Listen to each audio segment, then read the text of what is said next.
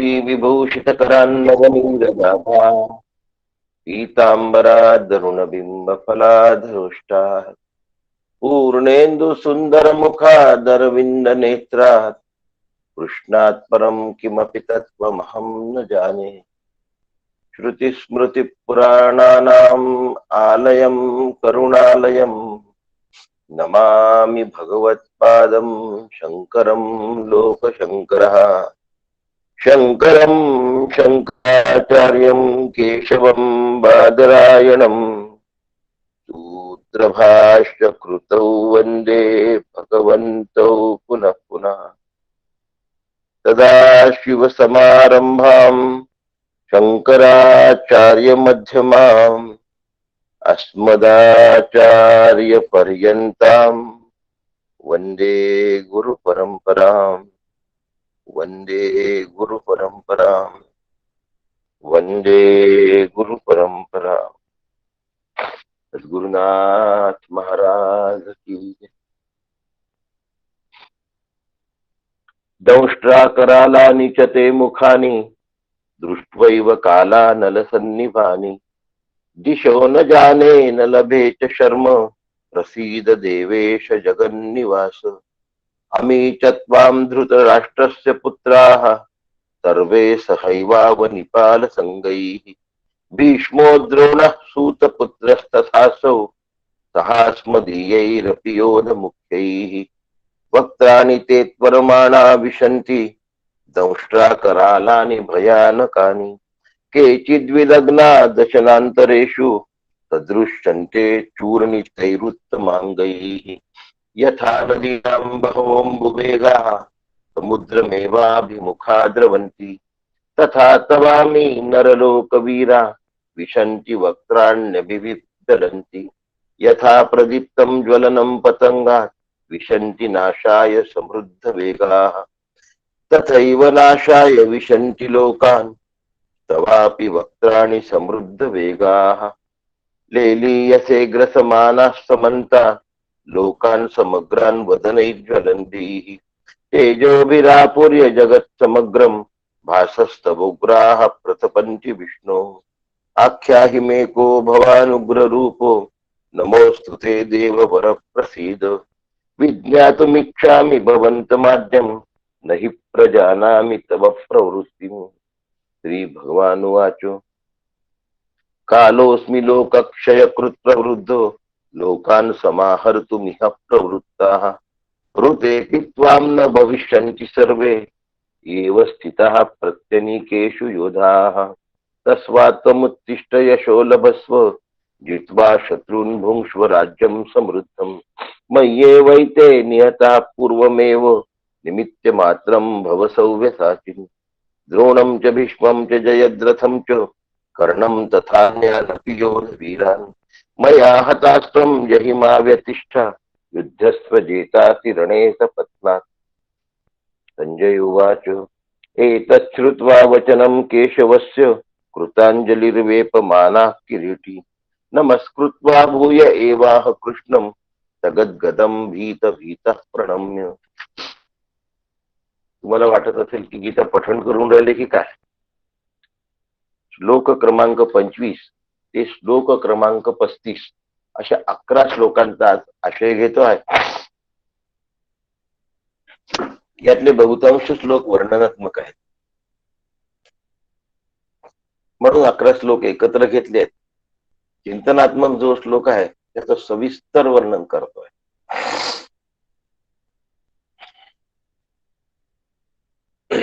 रूप म्हटलं की एक तर ते स्वरूप असू शकतं किंवा ते कुरूप असू शकतं. रूपाला दोनच प्रकार असतात. एकाला म्हणतात स्वरूप, दुसऱ्याला म्हणतात कुरूप. म्हणजे काय?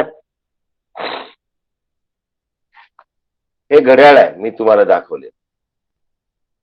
ही घड्याळ मला आवडली म्हणून मी विकत घेतली. म्हणजे माझ्या दृष्टीने ही घड्याळ सुरूप आहे. ही घड्याळ खूप छान आहे दिसायला. आता माझ्या आधी जेवढे गिराईक त्या दुकानात गेले त्यांनी पण ही घड्याळ पाहिली पण त्यांना ही नाही आवडली. म्हणजे त्यांच्या दृष्टीने ही कुरूप आहे. त्यांच्या स्वरूपतेची जी व्याख्या आहे त्यानुसार त्यांनी घड्याळी घेतल्या. माझ्या स्वरूपतेच्या व्याख्याने मी घड्याळी घेतल्या. याचा अर्थ स्वरूप आणि कुरूप या मनकल्पना आहेत. निळा रंग चांगला दिसतो की लाल रंग चांगला दिसतो? या प्रश्नाचं एकच उत्तर आहे, मला जे आवडतं ते मला चांगलं वाटतं. याचा अर्थ आवड ही कल्पित आहे आणि म्हणून रूप हे सुरूप अथवा कुरूप या रूपाचं जे दोन वर्णन आहे ते दोन्ही कल्पित आहेत. रूप कसं आहे हो? रूप मिथ्या आहे. रूप निश्चितच मिथ्या आहे आणि रूपाला सुंदर किंवा वाईट म्हणणं ही कल्पना आहे. या जगात कोणतीच वस्तू सुंदर नाही आणि कोणतीच वस्तू असुंदर नाही. तो आपल्या मनीचा भाव आहे. मातेला आपला पुत्र सुंदरच वाटतो, म्हणून प्रत्येकाला तो सुंदर वाटेल असं नव्हे.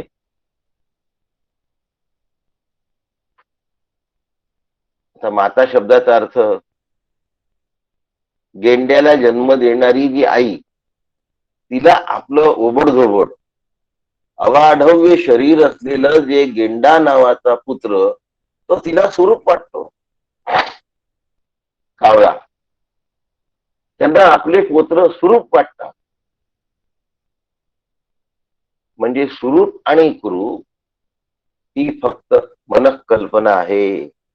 आणि म्हणून रूप म्हटलं की दोन गोष्टी आल्या, एक चांगलं आणि एक वाईट, एक सु आणि दुसरं कु. म्हणून रूपाचा विचार करत असताना दोनही गोष्टी डोळ्यासमोर असल्या पाहिजे. आज कुरूपाचं वर्णन आहे. दौष्ट्रा करालानी च ते मुखाने दृष्टवैव काला नलसन्निभात. अकराळ विक्राळ दाढा दौष्ट्रा करालानी. कराल म्हणतो आपण, त्याच्या कराल जबड्यातून सुटू शकत नाही. कोणाकरता वापरतात हे वाक्य? मगरी करता वापरतात. मगरीचा कराल जबडा. कराल जबडा म्हणजे काय? त्याला दयामाया नाही. मगरीच्या जबड्यामध्ये जो कोणी सापडला त्याला दया माया नाही, म्हणून त्याला कराल असं म्हणाय. आता ते भयंकर आणि प्रज्वलित झालेले मुख, त्यातून मला कुठली दिशा समजत नाही भगवंता, आणि मला आनंदही मिळून नाही राहिला. तू एवढी दिव्य दृष्टी दिली, मला हे सगळं पाहायला दिलं, मला आता हे दिसायला लागलं, पण भगवंता पाहून करू काय? मला आनंद नाही मिळत आहे. म्हणून हे देवेश, हे जगन्निवास, तू माझ्यावर प्रसन्न हो. आता प्रसन्न होऊन काय कर?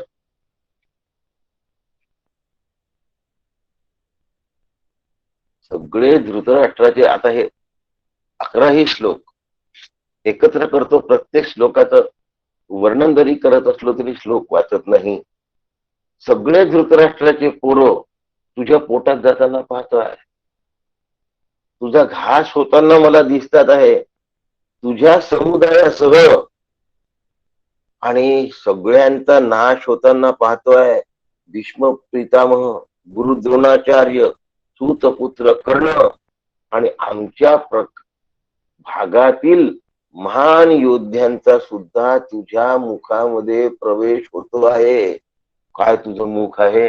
मला बघवत नाही आहे. भयकंपित होतोय अर्जुन की हे काय? हे महान योद्धे हा खातोय. याच्या मुखामध्ये या महान योद्ध्यांचा प्रवेश होतोय. याचा अर्थ असा झाला की हे सगळे संपणार. कौरवाकडले लोक संपले तर ठीक आहे, असत्याच्या बाजूचे आहे. पूर्वी तसं नव्हतं बरं. पहिल्या अध्यायात कसं होतं? ते माझे काके आहेत, मामे आहेत, दादा आहेत, वगैरे वगैरे वगैरे. आता त्याला डोळे उघडले आहे, नुसतेच उघडले नाही, दिव्य दृष्टी पण आलेली आहे. आणि आता तो म्हणतो ठीक आहे, कौरवाकडले गेले तर गेले, माझ्याकडले लोक पण चालले. म्हणजे 5 पांडव जर सोडले तर कृष्णा, तू आणि आम्ही 5 पांडव हे सोडून बाकी कोणी उरतच नाही. हे सगळे चालले. याच्यातून एक गोष्ट लक्षात ठेवायची, आणि ती आवर्जून काकांनी सांगितली आहे, की सत्याच्या बाजूनी जरी आम्ही लढलो तरीही आमचा नाश होण्याची शक्यता आहे, हा बोध करून घ्यायचा. नाही तर सत्यमेव जयते. सत्याच्या बाजूनी चालणं अगदी गरजेचं आहे, परंतु सत्याच्या बाजूनी मी चालत असताना मला मरण येणार नाही असं कधीही समजू नये. वेदांत तत्वज्ञान.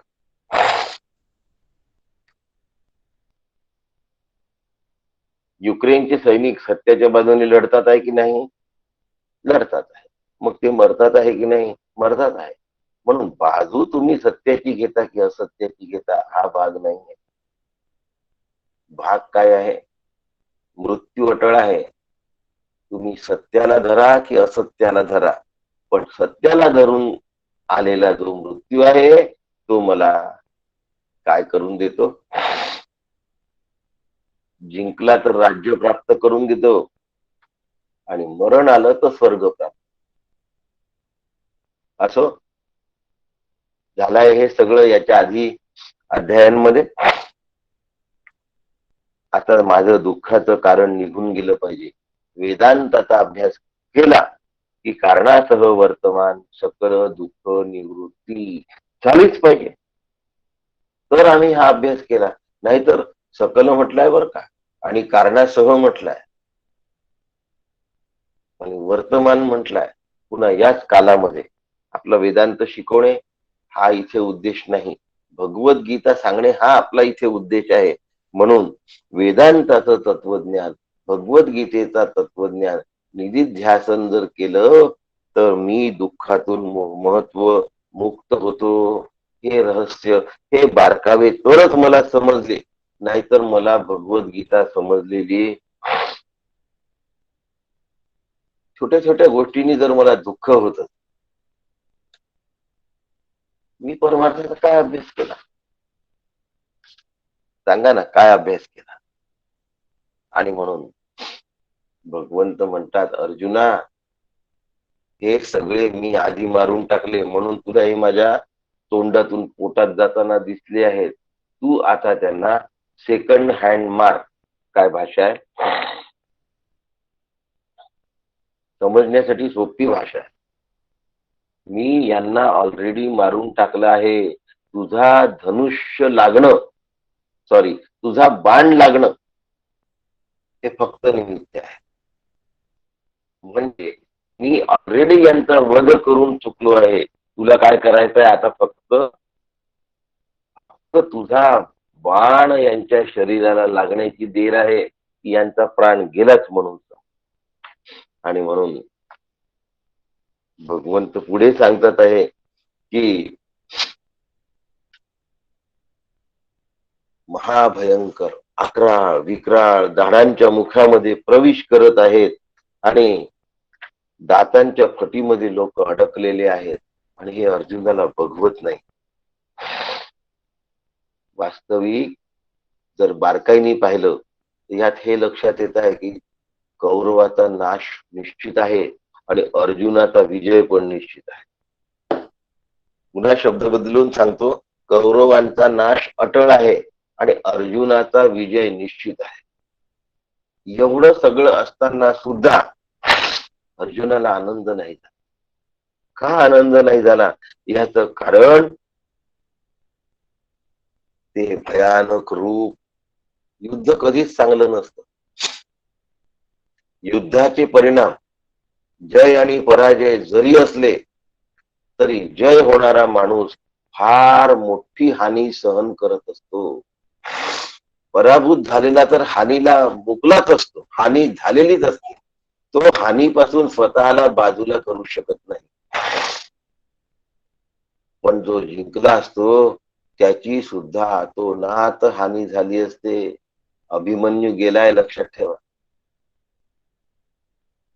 अभिमन्यू गेलाय. काय अर्जुनाला वेदना सहन कराव्या लागत असतील. महापराक्रमी योद्धा. अभिमन्यू साधा नव्हता, महारथी होता. रथी नव्हता, महारथी होता. त्याचा पराक्रम या 8ही महावीरांना लाजवेल असा होता. आणि भीष्म, द्रोण, दुर्योधन ही सगळी मंडळी त्याला घेरून होती आणि या सगळ्यांशी तो एकटा लढत होता. काय सामर्थ्य असेल त्याचं, विचार करा तुम्ही. अशा महायुद्धाला धर्म बाह्य नियमातून मारून टाकलाय. धर्माप्रमाणे महायोद्ध्याशी महायोद्धाने लढलं पाहिजे, पण अनेक महायोद्धे एकत्र येऊन एका महायोद्ध्याशी लढत होते आणि त्या अभिमन्यूचा नाश केला. असो, नदी ज्याप्रमाणे समुद्राकडे धावत असते आणि तिचा प्रवाह समुद्राकडे वेगाने जात असतो, तसे हे नरवीरांचे समूह तुझ्या मुखामध्ये प्रवेश करत आहेत. नदी कशी समुद्राकडे वेगाने धावत, तसे हे या सगळ्यांचे काय समूह तुझ्यामध्ये प्रवेश करून राहिले. आणि ज्याप्रमाणे पतंग स्वतःच्या नाशा करता प्रज्वलित अग्नीमध्ये वेगाने झेप घेतो, त्याप्रमाणे सगळे लोक स्वतःच्या नाशासाठी तुझ्या मुखामध्ये अति वेगाने येतात आहे. भगवंता, मला बघवत नाही. धगधगणाऱ्या अग्नीप्रमाणे आपल्या मुखाने सर्व जीवांना गिळंकृत करून तू त्यांना सर्व बाजूंनी चाटून राहिला असं मी बघतो आहे. तुझ्या प्रखर तेजाने विश्वाला तू व्याप्त करतो आहे आणि तप्त करतो आहे. माझ्याच्यानी बघवत नाही. आता अर्जुन हादरला आहे.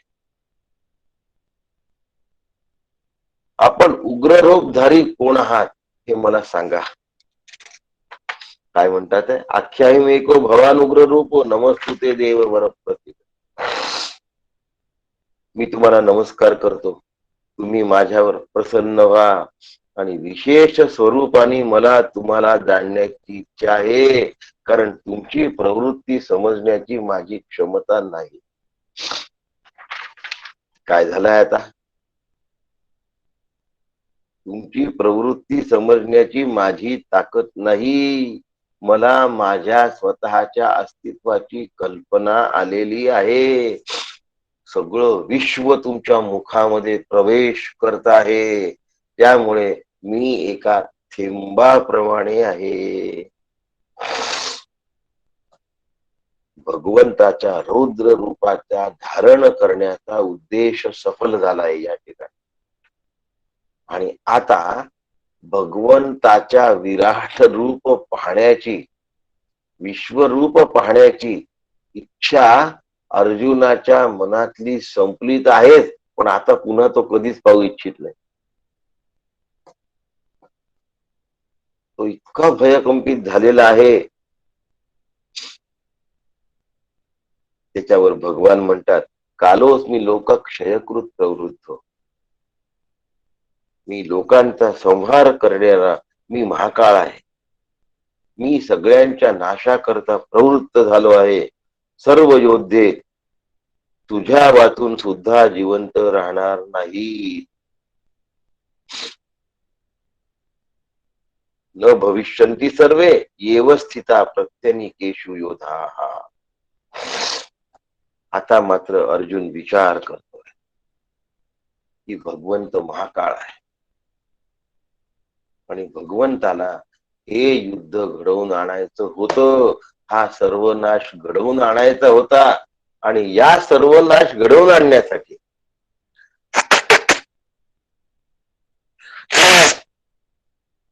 भगवंतानी कौरवालाही निमित्त केलं आणि पांडवांनाही निमित्त केलं.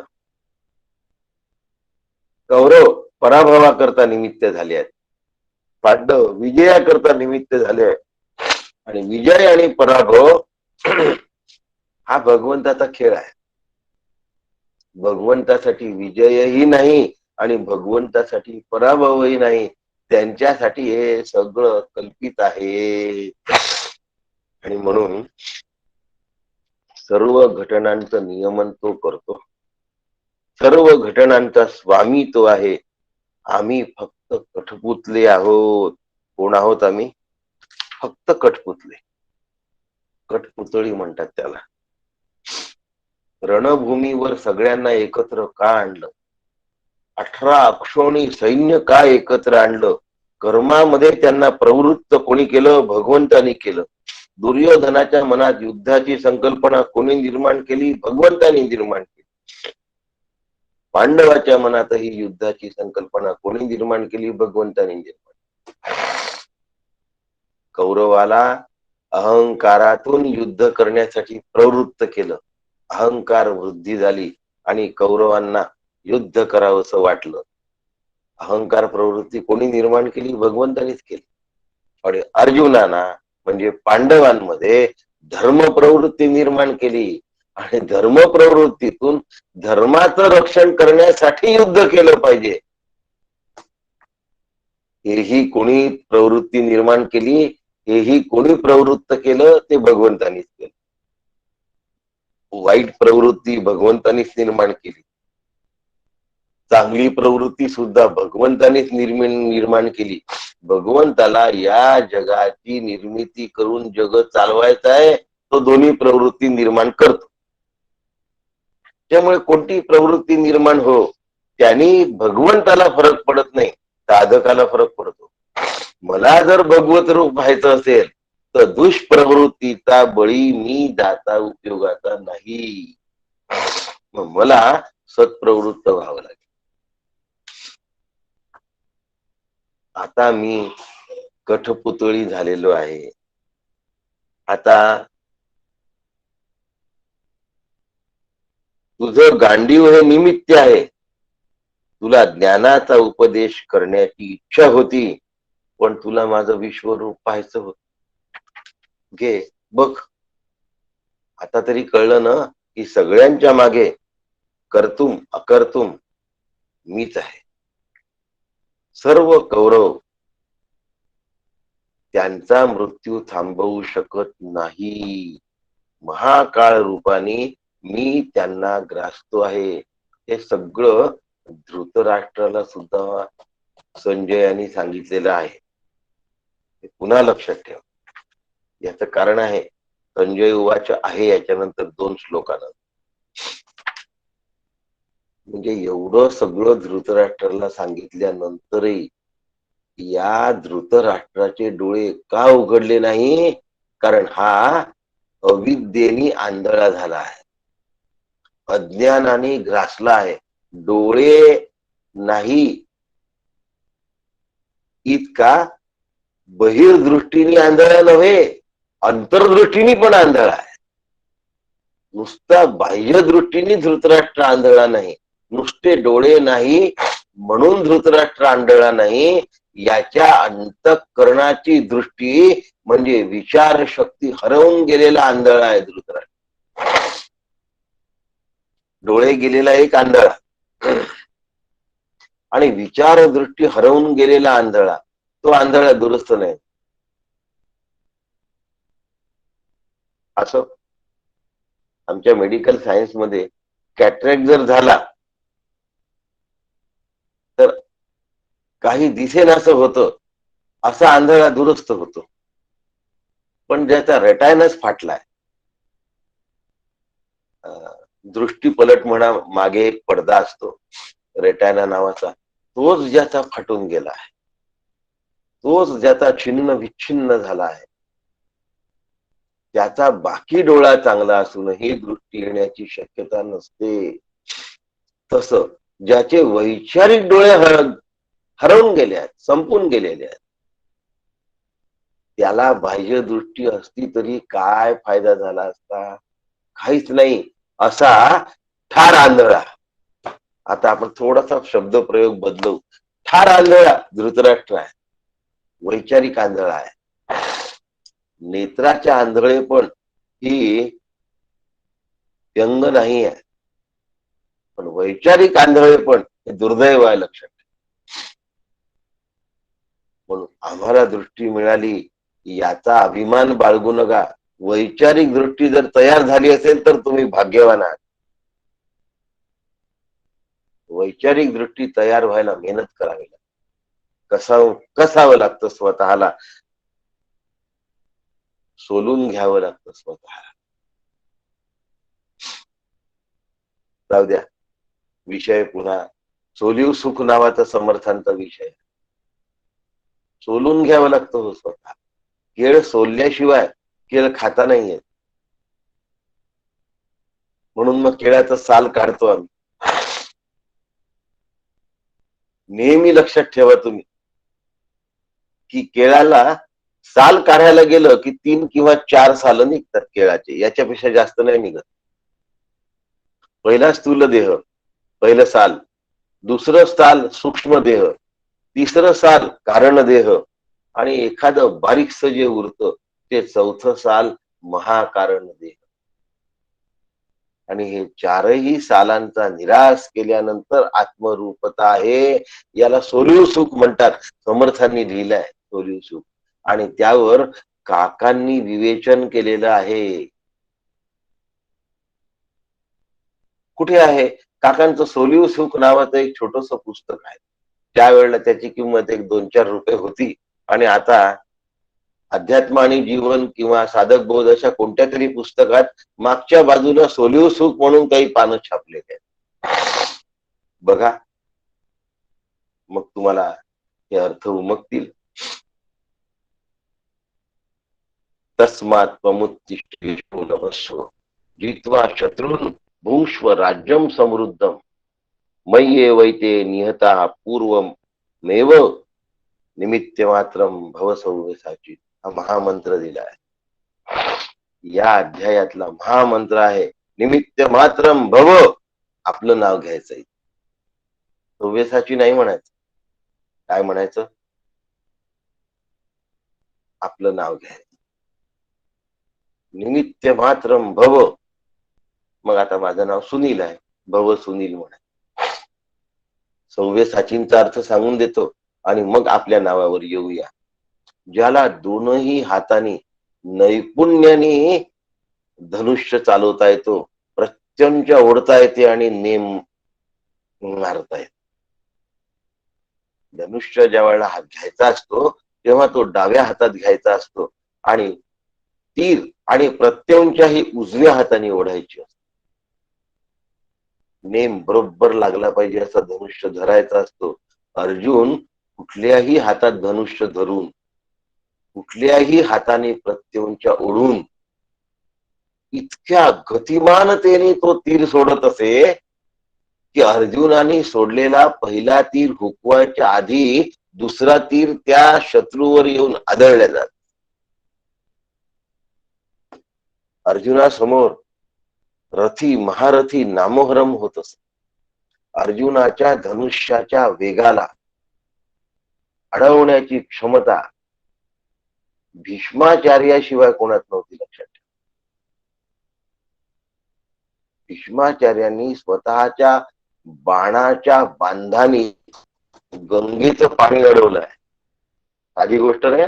पाणी अडवणं साधी गोष्ट नाही. आपल्या माठात जरी पाणी टाकलं तरी ते जिरं.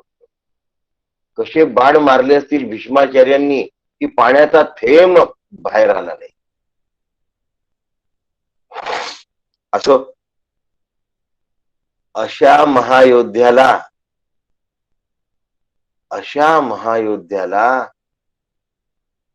तू निमित्त मात्र आहेस म्हणून सांगितलं. आपण किस गल्ली में, आपली गंटी, एवढं पुरे झालं. आपली गंटी कशात आहे?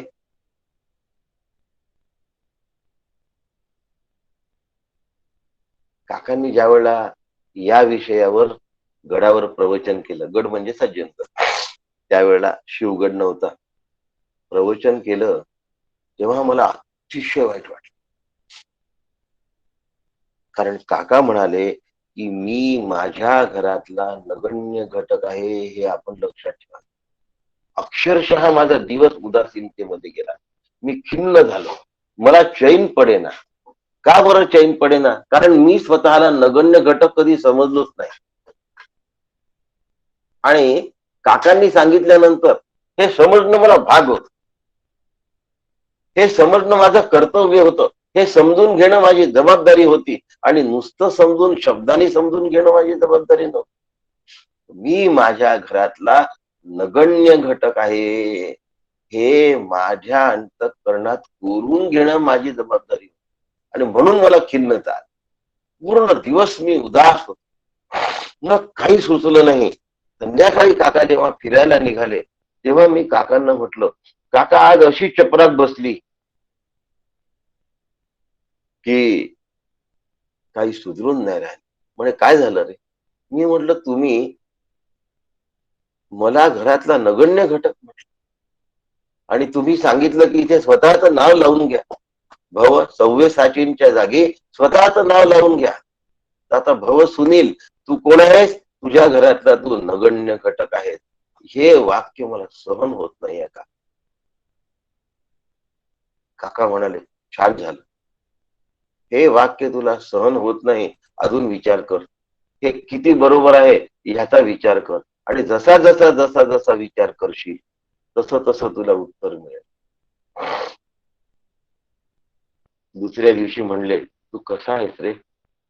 पहा त्यांनी चौकशी केली. बरं भेट झाल्याबरोबर फिरता फिरता तू कसा आहेस रे? आणि मी त्यांना म्हटलं की मला हे वाटण्याचं कारण मी अहंकाराने जगत होतो या मला आता गवसलाय. माझ्या कर्तृत्व अहंकाराने मी सगळं काही चालवतो असं मला वाटत होतं. आणि म्हणून मला नगण्य शब्द काका झोमला. म्हणे छान कळतंय तुला, लक्षात येत आहे ना? चिंतन चालू ठेव. पुन्हा चिंतन सुरू. आणि निमित्त मात्र भवसव्य साचून हा महामंत्र भगवंताने मला दिलाय, अर्जुनाला दिलाय तो इतिहास जमाय, मला दिलाय ती वस्तुस्थिती आहे, आत्ताचा वर्तमान काल आहे. आणि आत्ता मला माझं ऑपरेशन करून घ्यायचं आहे. कुठे आलो आता आपण? अर्जुन आणि भीम हे दोघ जण जर मेले असते ना तर कौरवांना युद्ध जिंकणं सहज शक्य. सहज शक्य. कौरवांकडल्या 99 पुत्रांना एकट्या भीमाने मारलाय. 99 गांधारीचे पुत्र एकट्या भीमाने सफा केले. आणि सगळे रथी महारथी एकट्या अर्जुनाने संपवले. कौरवाची सगळी व्यूहरचना अर्जुन आणि भीम यांना नामोहरम करण्याची होती. हे सगळं मी का सांगतोय? तरीही तू निमित्त मात्र आहेस असं भगवंत म्हणतात आहे. आम्ही तर एवढे कर्तव्याऱ्या कधी केल्याच नाही. आणि तरी आम्ही स्वतःला कोणी तिस्मारखा समजत असू, आमच्या जीवनात आम्ही काहीच कमावलं नाही. किंबहुना जर आमच्या खिशामध्ये काही येणार असेल, वाट्याला काही येणार असेल तर ते दुःख आहे. कारण कर्तृत्व अहंकार जोपासून ठेव. मला एवढी खिन्नता वाटण्याचं काय कारण आहे याचा अनेक दिवस विचार करत राहिलो. एका दिवसातून उत्तर सगळं नसतं मिळत. पण आई वडिलांचा एकुलता एक मुलगा, बहीण नाही, भाऊ नाही. त्यामुळे त्या काळात अनेक मुलं असत, तेव्हा मी एकुलता एक होतो. मग अगदी झेलल्यात गेलो आयुष्यभर. त्यामुळे आपण कोणी विशेष आहो असं पक्की खात्री मनामध्ये झाली. काका म्हणले, तू तुझ्या घराचा नगण्य घटक आहे. खाडकन डोळे उघडले. खरोखर माझे गडावरचे 3-4 दिवस अत्यंत वाईट गेले. पण भाग्य माझं की काकांचे शब्द हे माझ्यासाठी औषध होतं. माझा उपाय, माझी दुरुस्ती, माझ्या श्रीगुरूंचे शब्द होते लक्षात. ते माझ्या हृदयामध्ये एवढे झोंबायचे की मला मग त्यानंतर दुसरं काही सुचायचंच नाही की काका असं कास म्हणले की मी घरातला नगण्य घटक आहे आणि इथे स्वतःचं नाव लावा. सव्यसाचीन म्हणण्यापेक्षा स्वतःचं नाव लावा.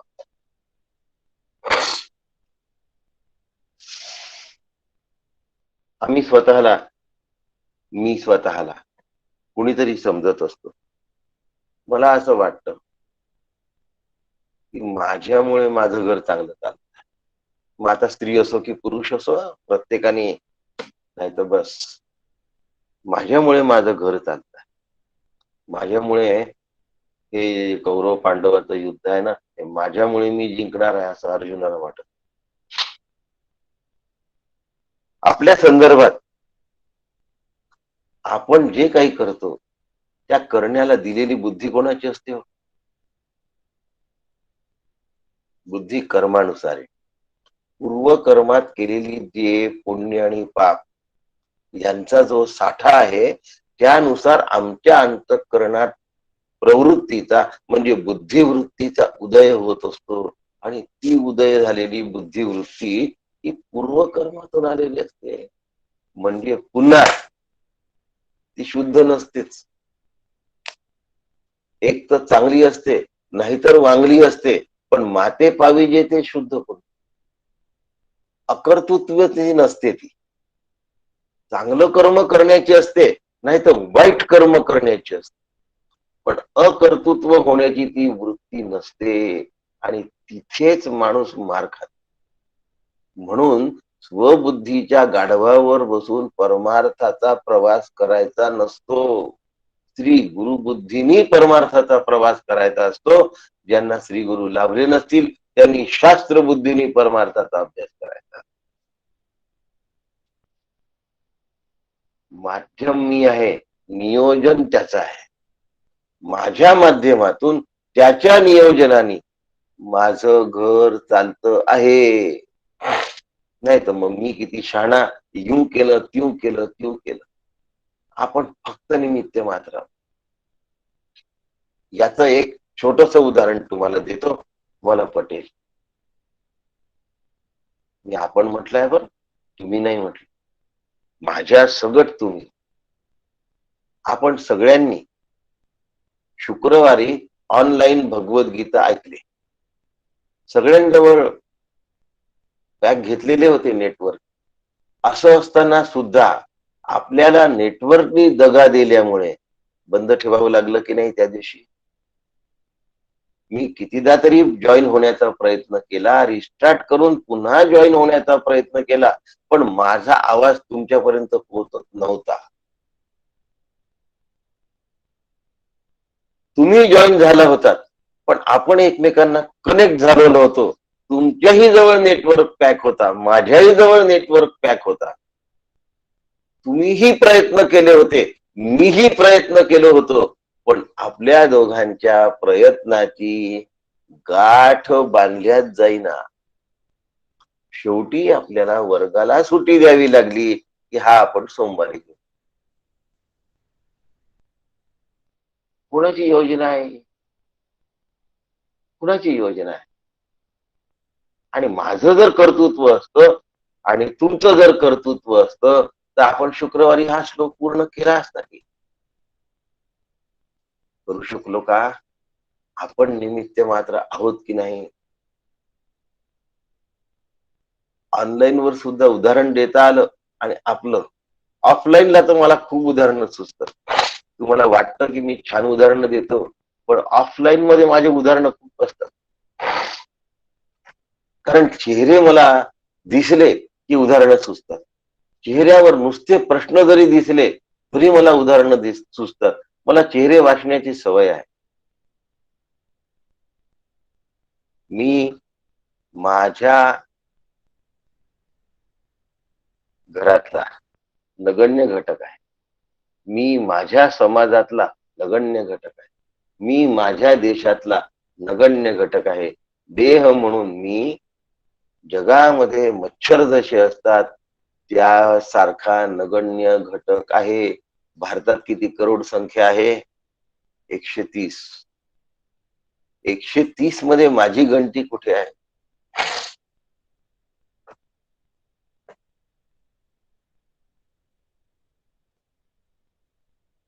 कुठे आहे?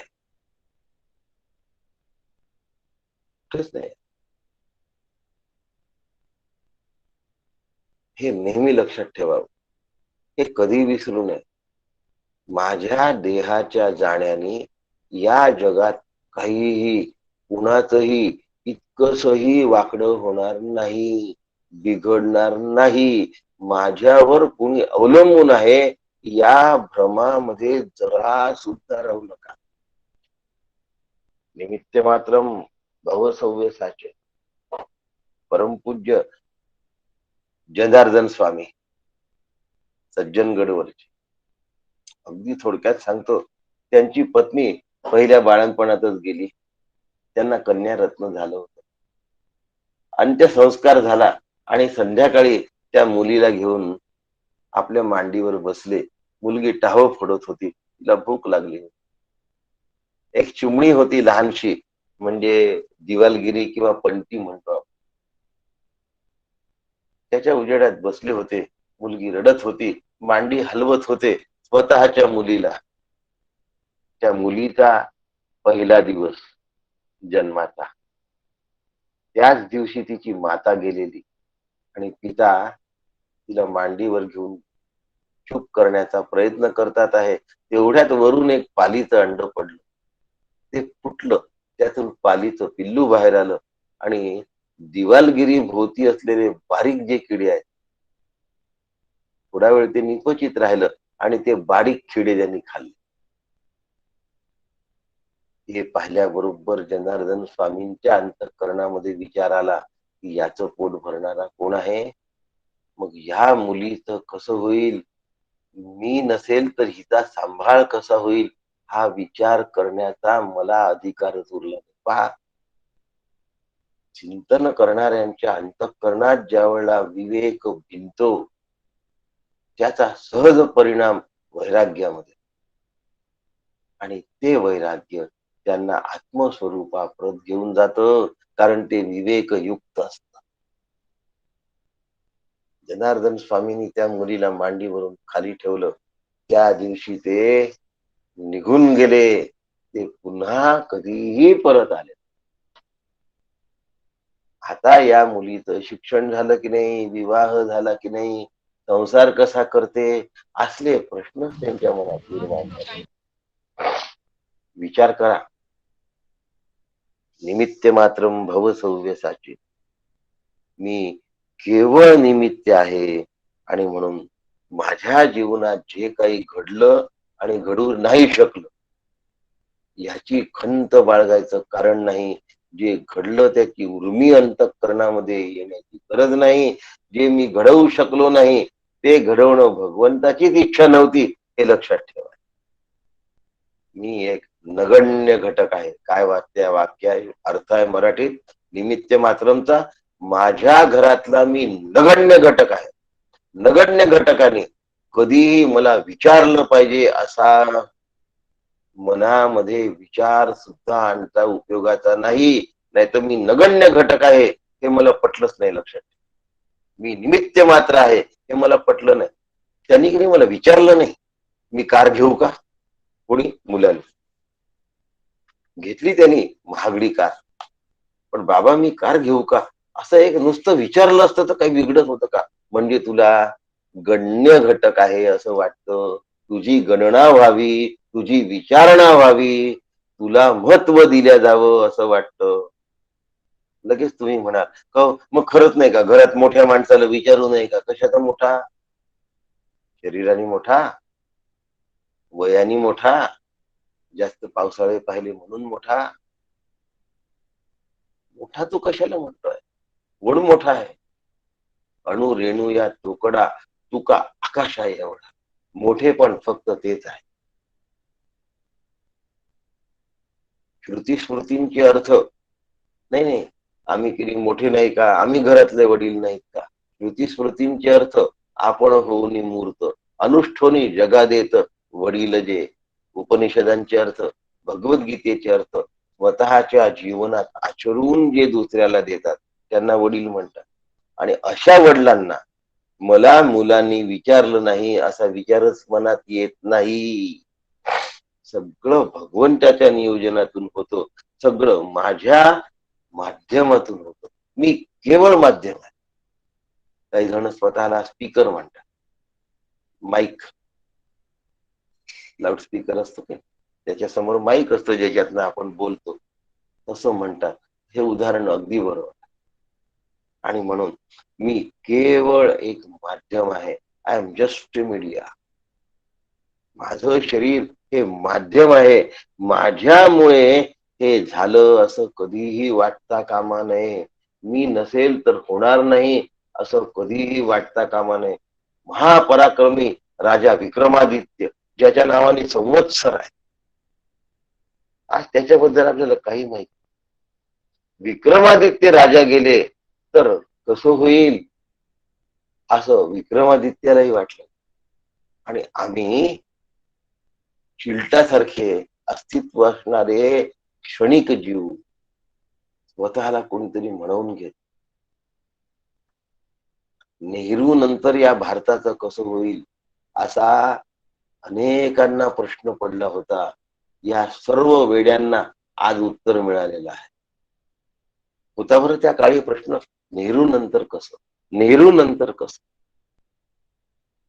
माझ्या मागे कसं होईल, माझ्याशिवाय घर कसं चालेल, माझ्याशिवाय माझं मंडळ कसं चालेल. महामूर्ख, सगळं चालत. आधीच्या लोकांना असंच वाटत होतं ते संपले तरी चालूच आहे. आणि आत्ताच्या लोकांना जर असं वाटत असेल तर ते संपल्यानंतरही हे चालू आहे. कुणाशिवाय कुणाचही काहीही अडत नाही. आता हा तृतीय पुरुषी भाषा झाली. प्रथम पुरुषी भाषा आहे, माझ्याशिवाय माझ्या घरात काहीही अडत नाही. बोलायचं नाही, फक्त आतमध्ये जाणायचं आहे. माझ्याशिवाय माझ्या समाजाचं, माझ्याशिवाय माझ्या संस्थेचं. मला काही जण म्हणायचे की तुम्ही सोडून दिलं जर प्रॅक्टिस, पेशंटचं कसं होईल. ज्या दिवशी मी प्रॅक्टिस सोडली ना त्या दिवशी माझे पेशंट दुसऱ्या डॉक्टरकडे आनंदाने गेले. खरंच दुःखी झाले असते तर माझ्या घरी येऊन त्यांनी सत्याग्रह केला असता, अन्न पाणी सोडलं असतं की आम्ही मरून जाऊ पण तुमच्याशिवाय दुसऱ्याचं औषध घेणार नाही. असं झालं का हो? ते सांगतात की आता डॉक्टर साहेब, ते डॉक्टर आहेत ना दुसरे तुमच्यासारखे छान आहेत.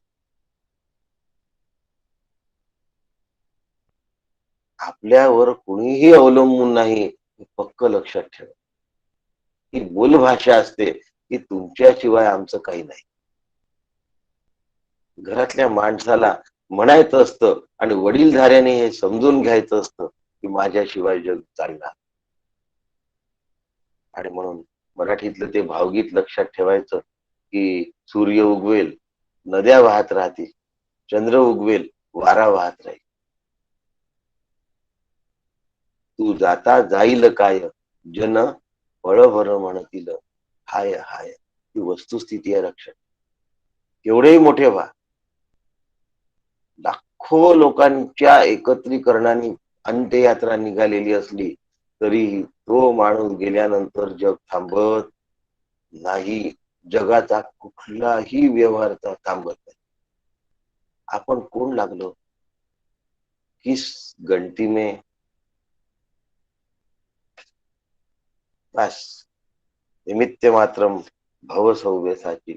मी माझं मंडळ चालवणारा नाही, मी माझं घर चालवणारा नाही, मी माझा समाज चालवणारा नाही, मी माझ्या गावाचा लोकनेता जरी दिसत असलो तरी नाही, मी देश चालवणारा नाही. सगळं भगवंत चालव,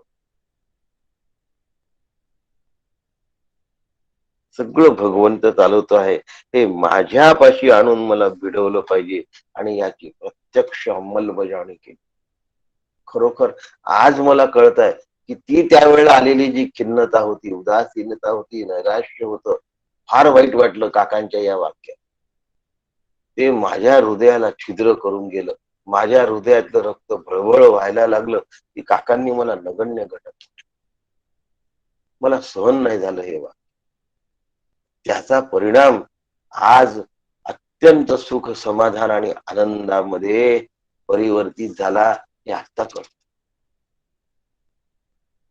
पण तरी एवढं वाईट वाटूनही पुन्हा काकांचं प्रवचन ऐकायला मन उतावीळच होत. श्री गुरु आपल्याला आवडत नाही अशा वस्तू आपल्याला देत असतात आणि त्या स्वीकारल्यानंतरही आपल्याला पुन्हा श्री गुरु हवेच असतात. हे शिष्याचं वैशिष्ट्य असलं. व्यापारी आपल्याला आवडीच्या वस्तू काढेल, ही साडी नाही आवडत का ती घ्या, ती नाही आवडत का ती घ्या, माझ्याकडे तुम्ही राहिले पाहिजे. आणि श्री गुरु नेमकं आपल्या नावडीचं सांगतात, तू आता सोड नोकरी, तू आता असा अभ्यास कर, तू आता हा कठीण ग्रंथ घे. जे आपल्याला नको ना तेच करायला सांग आणि तरीही ते हवेशी वाटतात. हे त्यांची कृपा असते. जे आपल्याला नको त्याचा बडीमार झाल्यानंतरही श्री गुरु हवे हवे, आमच्या कल्याणाची ती व्यवस्था. एवढ्या दूर कोण शिवगडला जाईल हो, इथल्या इथे बघ. अरे चल, तुला वाटतंय ना नाही करावं, कर्म कर्म कोंडून राहिलेला परमार्थ उपयोगात आणला तर कामी येतो, नाही तर तो कोंडूनच राहतो. म्हणून तो आपल्यापर्यंत आणून भिडवला पाहिजे आणि जर आपल्यापाशी आणून भिडला तर परमार्थ झाला. म्हणून हे माझ्यासाठीच खास आहे हे नेहमी लक्षात ठेवा. परमार्थाचं वैभव परमार्थाचं बाह्य प्रगटीकरण करण्यामध्ये नाहीये, प्रवचन करण्यामध्ये नाहीये, आत्मरूपतेमध्ये आहे, आनंद रूपतेमध्ये आहे. अखंड प्रसन्न चित्त जीवन ठेवण्यासाठी परमार्थाचं वैभव आहे. आणि हे जर माझ्या लक्षात राहील तर पुन्हा मी जीवनामध्ये स्वतः कोणी आहे असं कधीही वाटणार नाही. एक 2-4 मिनिटं आजच्या दिवस जास्त घेतो, पुढच्या श्लोकांना फक्त निमित्त आहे तेवढं पूर्ण करतो.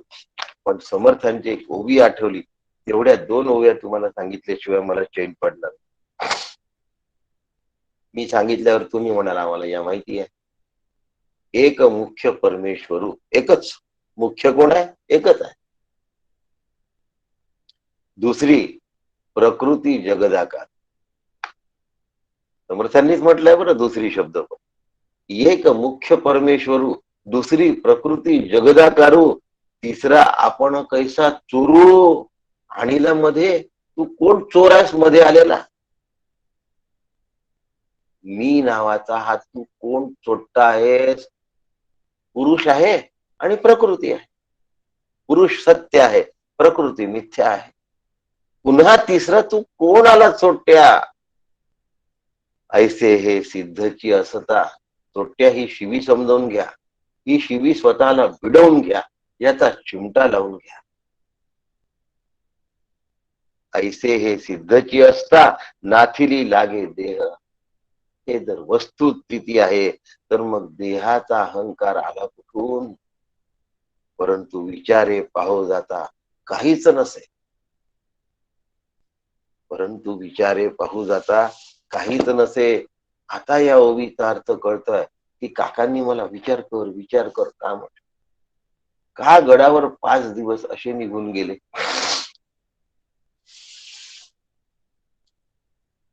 आणि हे एकदा जर लक्षात आलं तर मग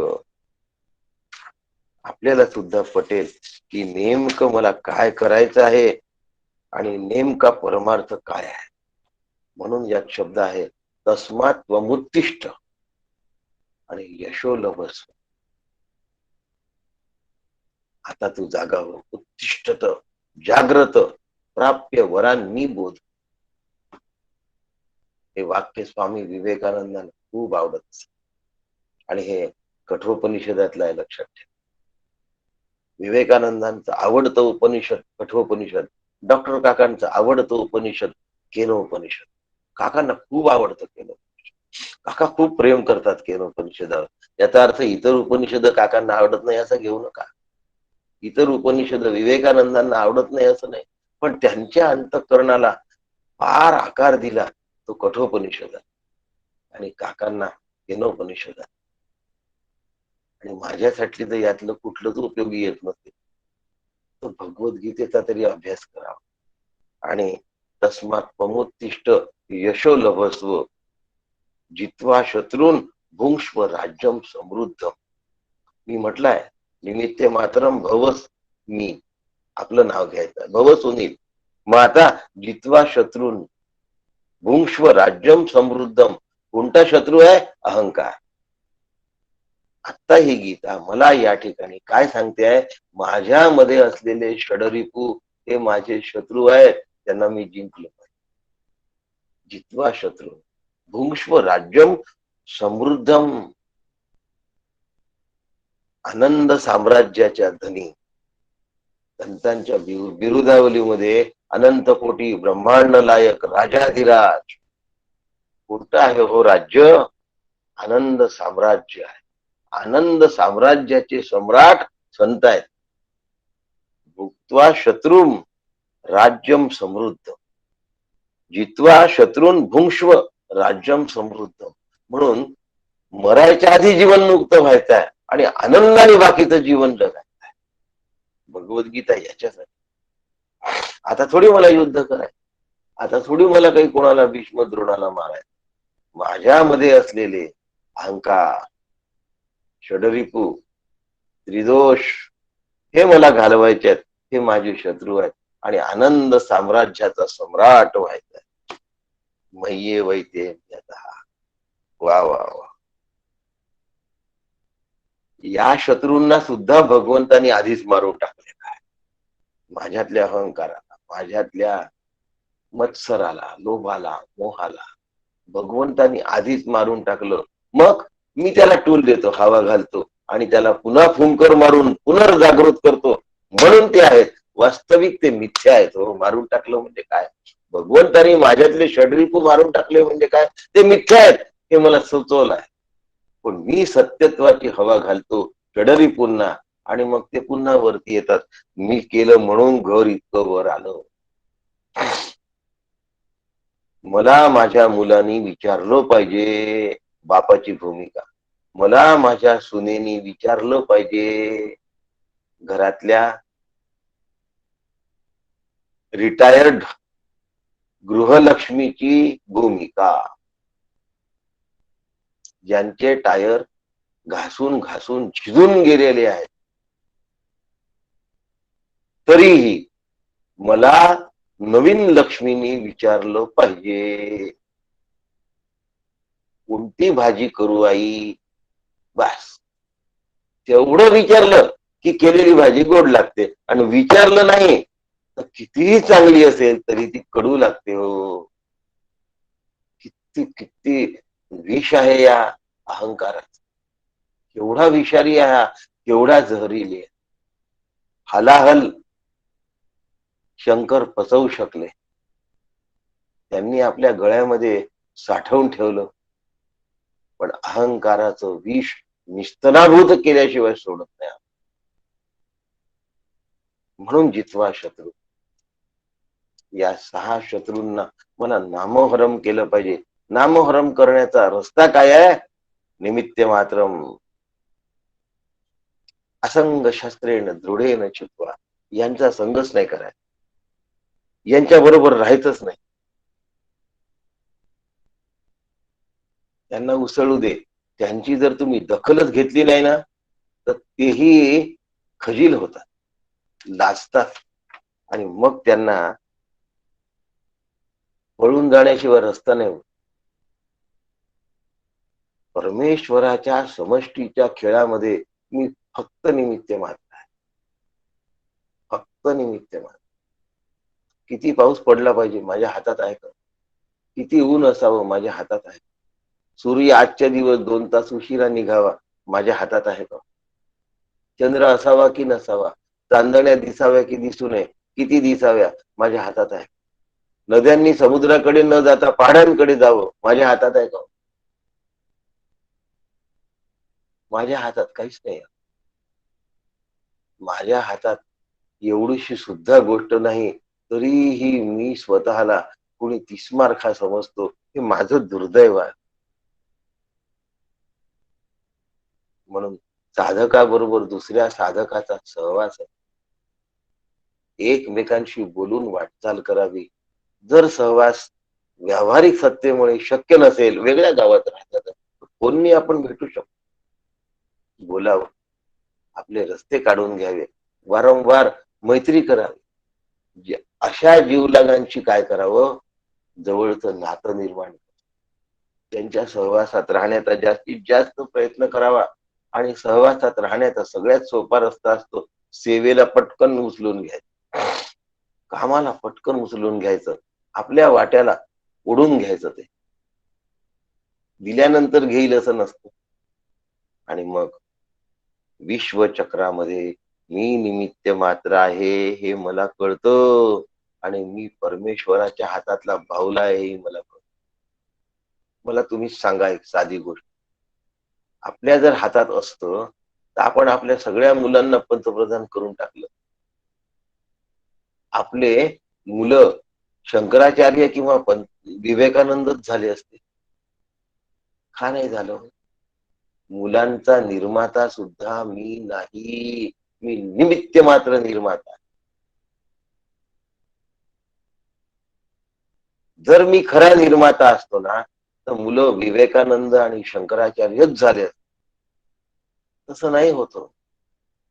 मग मी मुलांचा सुद्धा मायबाप म्हणवण्यापुरता आहे बस. खरा निर्माता मी नाही आहे.